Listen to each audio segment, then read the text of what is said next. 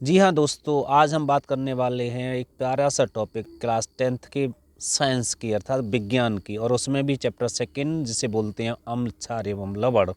तो सुनते रहिए हमारे इन टॉपिकों के बारे में। और ये टॉपिक ऐसे टॉपिक हैं जो आपके पास में 99.9% बोर्ड एग्जाम में आने वाले हैं। चलिए चलते हैं हम पहले क्वेश्चन की ओर। सबसे पहले दिया है उसने, प्रतिऑक्सीकारक क्या होते हैं। प्रतिऑक्सीकारक क्या होते हैं, बहुत इंपॉर्टेंट क्वेश्चन आप लोगों के लिए लेके आए हैं।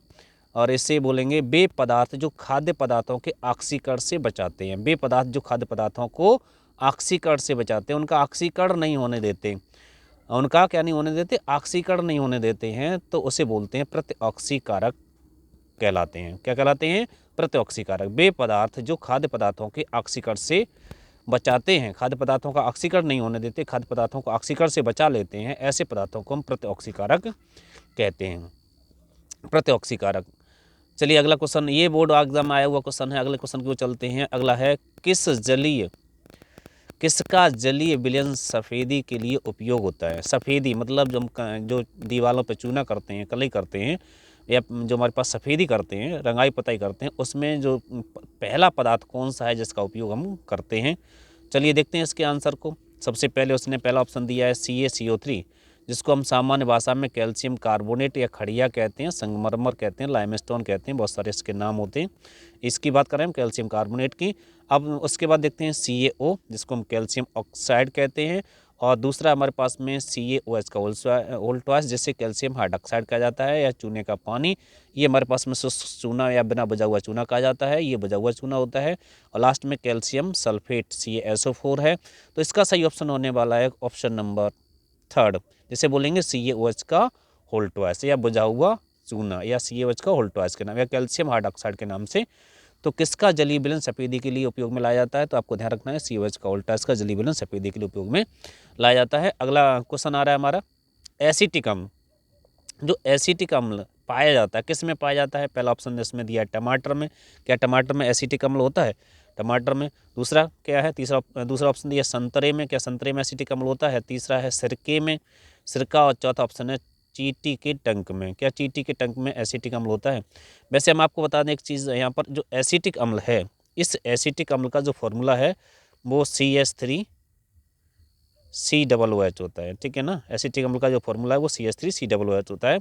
इसे हम एथेनॉइक अम्ल भी कहते हैं। तो ये सामान्यतः किस में पाया जाता है? एसिटिक अम्ल पाया जाता है सिरके में। किस में पाया जाता है? सिरके में पाया जाता है। एसिटिक अम्ल सिरके में पाया जाता है। अगला क्वेश्चन की वो चलते हैं। अगला क्वेश्चन आ रहा है, और ये है उसका क्वेश्चन। क्वेश्चन कह रहा है कि हमारे पास में 1 m NaOH का pH मान होता है। तो 1 m, जिसकी मोलरता हमारे पास में कितनी दी है? 1 m दी गई है, उस NaOH का pH मान होगा। तो उस NaOH का pH मान होता है 14। कितना होगा? 14 होगा। क्योंकि NaOH से OH आयन का मान निकाल सकते हैं, वो हमारे पास में 0 आ जाएगा। और इस तरीके से हम इसको कैलकुलेट करेंगे, तो कैलकुलेट करने पर हमारे पास में इसकी वैल्यू जो आ जाएगी 14।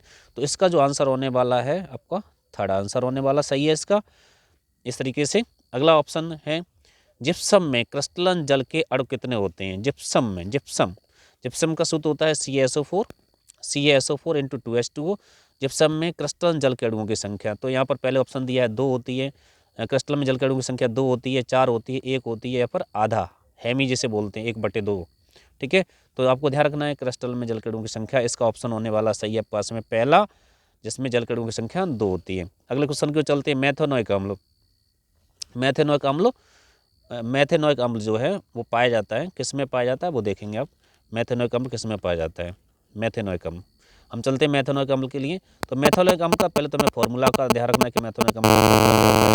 मैथेनोइक अम्ल का जो है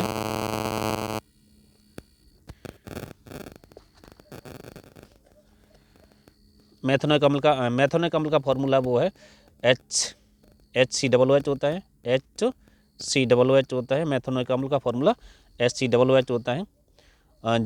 और इसमें जो मैथेनोइक अम्ल किस में पाया जाता है? इस तो पहला ऑप्शन दिया संतरे में। संतरे में मैथेनोइक अम्ल नहीं पाया जाता है, टमाटर में भी नहीं होता है, और सिरके में नहीं होता है।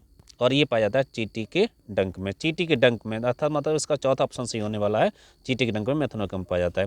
अगला है अम्लीय विलयन का pH मान होता है। अम्लीय विलयन, तो आपको उस बच्चों को पता ही होगा कि अम्लीय विलयन है, तो अम्लीय विलयन का pH मान कितना होता है?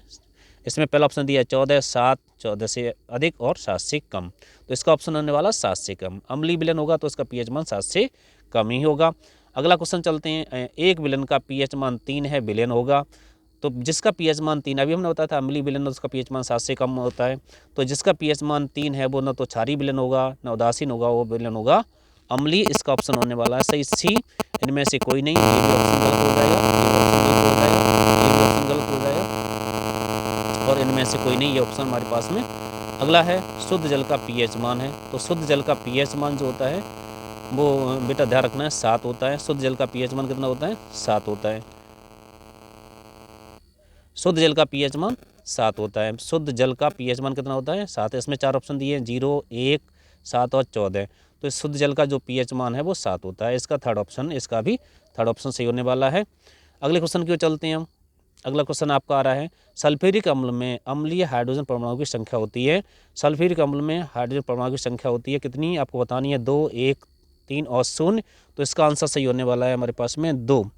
सल्फ्यूरिक अम्ल में 2 होती है। कैसे 2 होती है वो भी आप चेक कर लीजिए, क्योंकि सल्फ्यूरिक अम्ल का सूत्र होता है H2SO4, H2SO4, इसका आयनन करने पर हमें H+ आयन और HSO4 माइनस आयन मिलता है, और ये HSO4 जो है फिर से टूट जाता है, डिकम्पोज हो जाता है किस किस में, H+ आयन में और SO4 माइनस आयन में। इस तरीके से एक H ये मिल गया वियोजित होने वाला, और एक H ये मिल गया, टोटल H की संख्या 2 हो जाती है।